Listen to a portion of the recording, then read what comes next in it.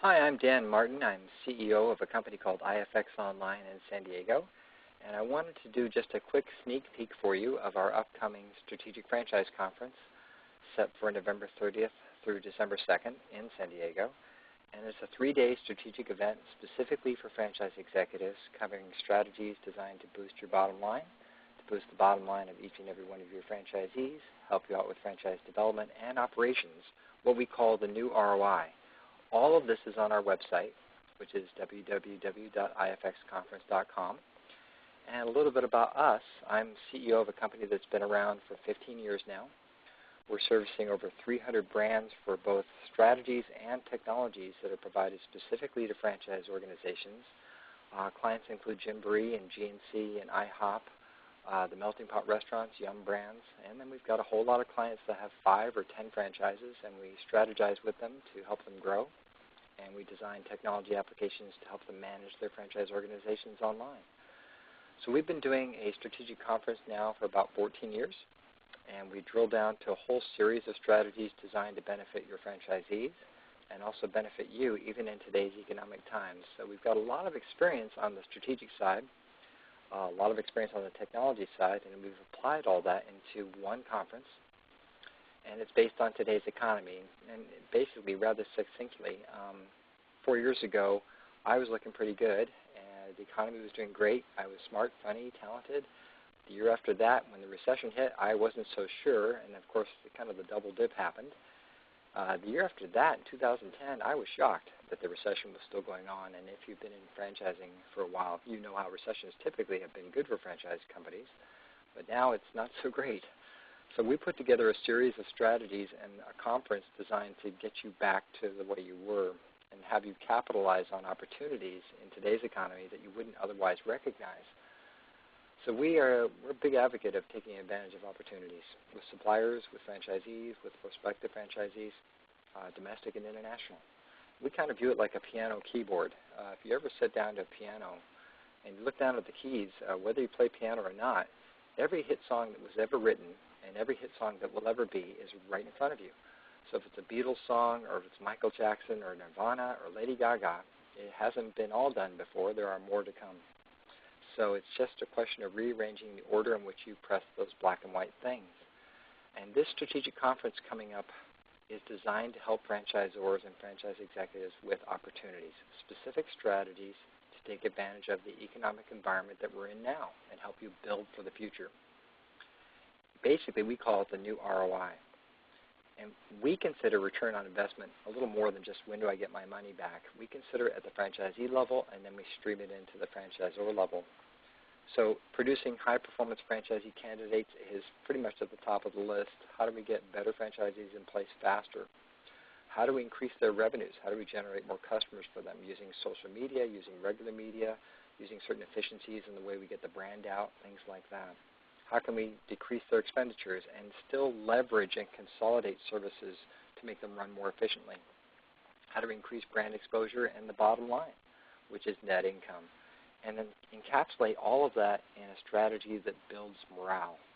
Imagine if your franchisee stopped calling and yelling at you. What would that be like? I used to be a franchisee, and then I was an area developer, and I know that whenever I made a mistake and I knew it was my fault, I would still pick up the phone and yell at the franchisor. Well, in today's economic times, can you blame them? So we put together a conference. It's a real-world conference with real-world strategies designed specifically for franchise executives to handle all of the new ROI. We put it into a linear format. So we have a series of strategies outlined in this conference that start with franchise development, how to qualify the best possible franchise candidates, how to walk them through a process where they qualify themselves, how to end up with franchise candidates that become coachable, high-performance franchisees. Then we walk into franchisee benefits. How do we boost their sales, but also how do we increase their bottom line and boost their morale and make it so that they become a secondary and third and fourth unit owner as an area developer or multi-unit franchisee? How do we protect their investment as much as ours, which indirectly is really the prime directive anyway? Franchisor ROI only occurs if we meet certain strategies or check them off, if you will, in the franchisee ROI. So the linear format takes advantage of certain formulas that then stream into the next level. So if the franchisee does well in certain areas as a percentile factor, then the franchisor can capitalize on those areas, and it affects the bottom line or ROI of the franchisor, not only in terms of revenues, but in terms of their own efficiencies and consolidation and leveraging and brand integrity and their bottom line, and quite honestly, the franchisor's morale. And I know what that's like these days. It's kind of low. We're not getting as many franchise sales as we used to, and franchisees are yelling at us all the time. And we're going to cover as a major track in linear approach what can be done with social media in 4 key areas that impact franchise companies and would never would impact a non-franchise organization. What are the special applications that we're launching at the conference coming up that relate to generating more customers with built-in tracking as to the immediate impact on a franchisee's sales right away. And then we'll be covering technology applications that'll knock your socks off. Very simple franchisee-friendly applications such as intranets and extranets and CRMs and scheduling applications and learning management systems, even the ability to go from web to print to web to social media with your brand. So all of that's covered in one conference, but it's covered in a linear approach, which we feel is very important. And it's so important that we outlined a blueprint. And there's 138 strategies in the blueprint, along with tactics, in this linear ROI format. So that this is the kind of workbook that you don't have to worry about taking notes really fast on a PowerPoint presentation, which is the average franchise conference you might go to. This is a workbook that's written out entirely. All the strategies are clearly worded. And effectively, you're going to check off check boxes that relate to which strategies you'd like to consider, which strategies go beyond that, and are actual strategies you'd like to implement. And then you can hand off this blueprint to your operations team when you return to your office, and they can actually implement them. Step-by-step actionable items are in this blueprint. I go to a lot of conferences, and I have to take a whole lot of fast notes, and I get really motivated, but I kind of come off that high after about a day and a half, and I don't really have anything tangible. Well, last year at our 13th annual conference, just franchise executives, about 80% of the attendees ranked our conference as a 9 or a 10 as the best franchise conference they've ever attended. So that's how powerful this blueprint is, and the networking and the speakers and the strategies. So ultimately, we want all the attendees to check boxes for items that they would consider implementing in their particular franchise operation, either at the franchisee level or at the franchisor level, or with their franchise suppliers or prospective franchise candidates. In fact, I'm going to personally contact at the 30, 60, and 90 interval marks after the conference each attendee to find out how many items they've considered, how many have been implemented, and what the ratio of done items is at that point in time. We're pretty hardcore about it, and if you've ever been to an IFX conference before, you know the takeaway value is significant. We're going to talk a little bit about franchise development ROI. These are just some tips that we're going to be talking about relative to recognizing the shift. It's really quality leads we need these days instead of just quantity. We need long-term, high-performance franchisees that get open faster. We're going to talk about the trends of moving to promoting your franchise opportunity at each and every franchisee level, at their location, on their vehicle, on their landing page. We're going to talk about optimizing your franchise opportunities website. We're going to be talking about the shift from franchise sales portals to in-house focusing on customers as potential franchisee candidates, because customers oftentimes make the best franchisees. Then we're going to talk about public relations and social media that tie everything together so that you can get the word out as the best bang for your buck you'll ever have. And that's made a huge difference for IFX, and we'll be talking about that specifically. How do you make an FDD a marketing tool? An FDD is probably the most one-sided document in the history of mankind. And so how can you create urgency in a market where a candidate clearly knows that you're not selling 10 franchises a month and that this document can probably be negotiated? Well, I've been on both sides of the fence, the franchisee and the franchisor, and I can tell you that being up front and saying at one point in time we're going to increase the franchise license fee is something that is more credible when you actually put it in your FDD. And it creates a kind of subliminal urgency. So a prospective franchisee gets this document, and instead of just saying on the side, oh, you better act now because we're going to increase the franchise license fee, you can actually have it in item 7 of your FDD. So their question is going to be, how many have you granted so far? And if you've granted 8 or 9, they're going to act now because they're going to save money.